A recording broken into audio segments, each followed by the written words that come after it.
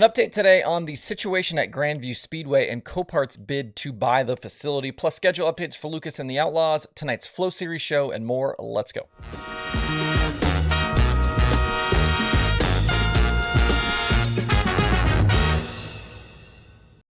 It's Wednesday, September 28th. I'm Justin Fiedler. This is Dirt Tracker Daily.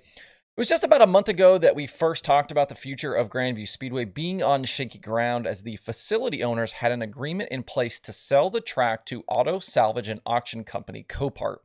The deal was pending township approval for zoning changes, but that then led us down this rabbit hole of companies like Copart scooping up racetracks around the country in recent years. If you haven't watched those segments, go find the two videos we did on August 31st and September 1st. We kind of got into not only the situation at Grandview, but also the situation around a lot of other racetracks and companies like Copart doing this. As of this week, we have an update on those zoning changes, but still no clarity on the future for Grandview. According to the Reading Eagle newspaper, officials with the Washington Township have denied Copart's initial application because their plans included selling not just vehicles, but also equipment and trailers, which is not allowed under this specific zoning area. The track is zoned commercial, and it would need to be zoned industrial to sell those other equipment types. In response, Copart has made changes to their application and resubmitted it, and now officials with the township are again reviewing it and will make a decision in the coming weeks. The sale of the facility is contingent on Copart getting the necessary approval, so the future is still murky for Grandview. The track does have one more event on its calendar for the season, an enduro and vintage race on October 15th. The story does say that track owner Teresa Rogers had previously told the newspaper that she wouldn't sell the track in the middle of a season, but there is still plenty of time before a 2023 schedule would get underway for this deal to be worked out. The biggest question mark here is whether the township will grant Copart the zoning changes they need. If I was a betting man, I'd say things will be wrapped up here soon, but you never know. If people in the township are really against this, I guess they could continue to hold this up, but we'll just have to stay tuned on this one.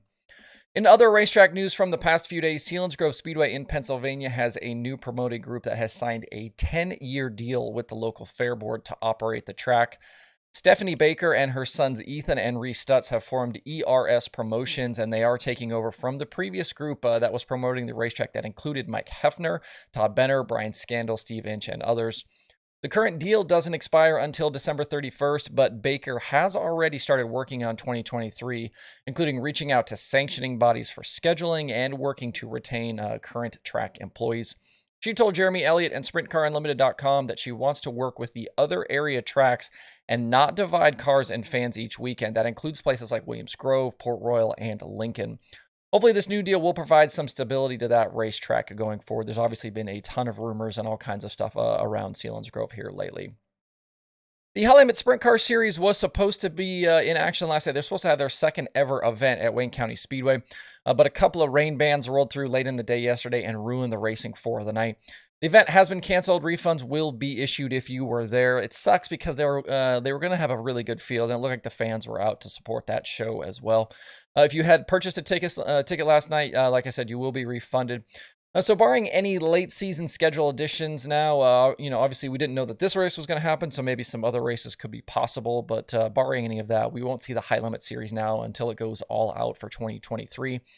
And we still don't know how World Racing Group will handle allowing or not allowing the World of Outlaws drivers to compete with this series next season, so that will continue to be something we wait for here in the coming months, and something we might not get some resolution on until we get closer into next season.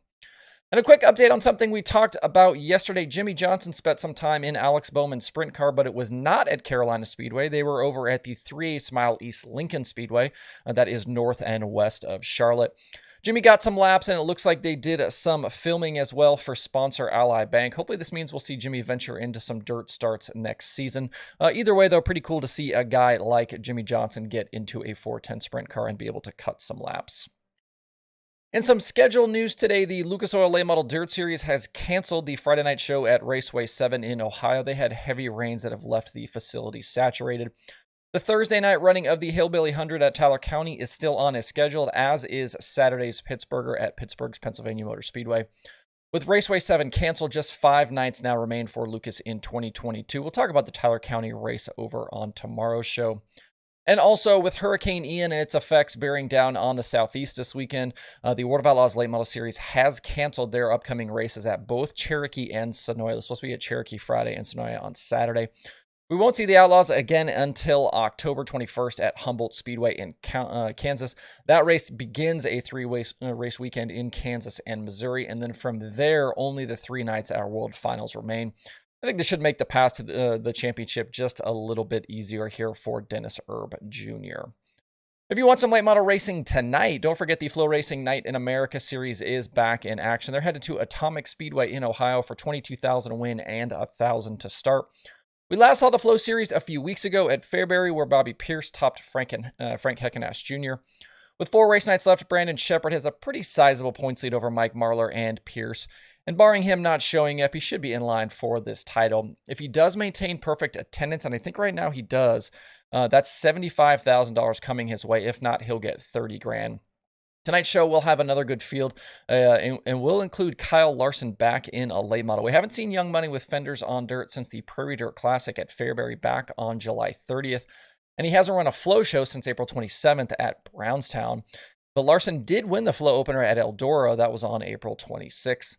Also expected to race tonight are Devin Moran, Tyler Erb, Shepard, Jimmy Owens, Bobby Pierce, Ricky Thornton Jr., and a lot more. A lot of those Lucas teams and other people that are going to be racing with Lucas are obviously in the area this weekend because of the Hillbilly 100 and the Pittsburgher, so should be a pretty solid car count there. Super late model winners from the big series races at Atomic earlier this season include names like Shepard, Tyler Erb, and Owens. If you aren't headed to Atomic tonight and want to tune in, you can obviously do that over on FloRacing. And around the world of other dirt racing podcasts this week, Wing Nation has Darren Pittman and Jordan Goldsberry. Obviously, Pittman off that win at Selinsgrove last week. Jordan Goldsberry, your IRA champion. Loud Pedal has Jaden Rogers. Suave Talk has Kyle Strickler.